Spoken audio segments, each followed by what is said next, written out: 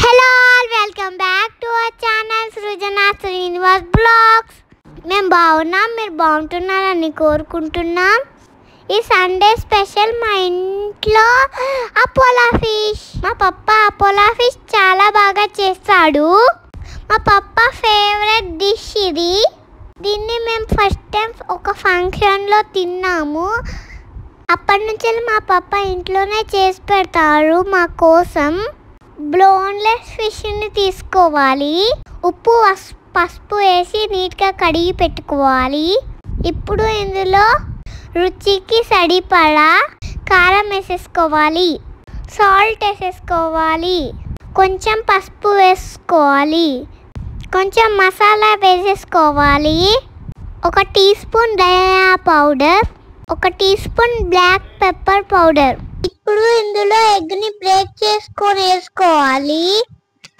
ఇవన్నీ మంచిగా కలుపుకోవాలి. వేసిన ఇంగ్రీడియంట్స్ అన్ని పీసెస్ కి పట్టేలా కలుపుకోవాలి. ఎవ్రీ సండే మా పప్ప మా కోసం ఏదో ఒక స్టార్టర్ చేసిస్తాడు. నేను మా తమ్ముడు ఇష్టంగా తినేస్తాము. ఇంకంతా మా మమ్మీ వంట చేస్తుంది. మా పప్ప సండే చేసేస్తాడు.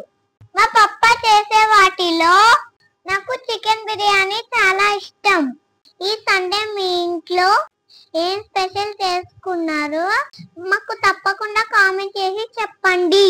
ఇప్పుడు ఇందులో లెమన్ జ్యూస్ వేసేసుకోవాలి.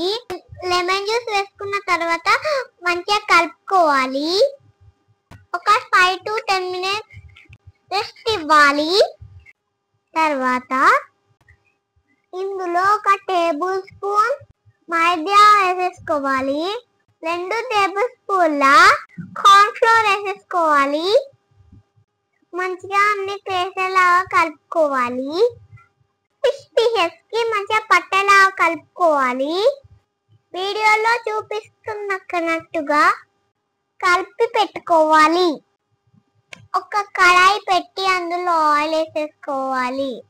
ఆయిల్ ని బాగా హీట్ చేసేసుకోవాలి. ఫిష్ పీసెస్ ని ఒక్కొక్కటి వేసేసుకోవాలి. హై ఫ్లేమ్ మీద ఒక్కొక్కటి ఫ్రై చేసేసుకోవాలి. అప్పుడే క్రిస్పీగా వస్తుంది.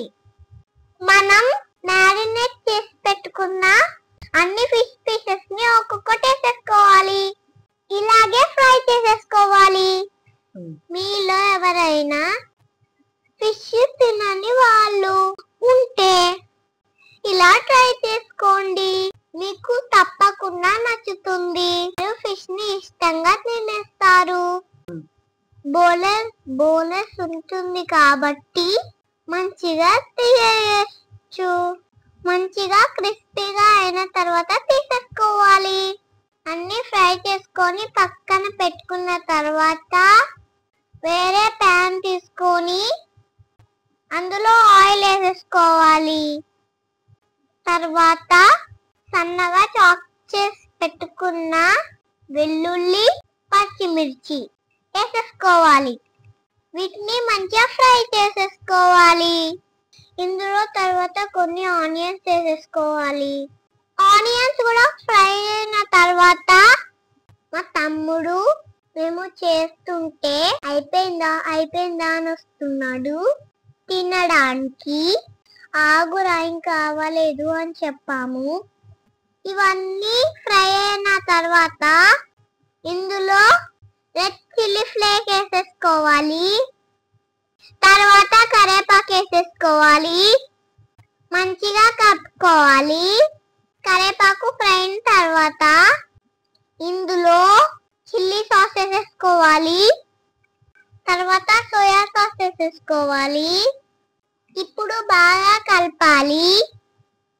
బాగా కలిపిన తర్వాత ఫ్రై చేసి పెట్టుకున్న ఫిష్ పీసెస్ అన్నిటిని అందులో వేసేసుకోవాలి. మంచిగా కలుపుకోవాలి.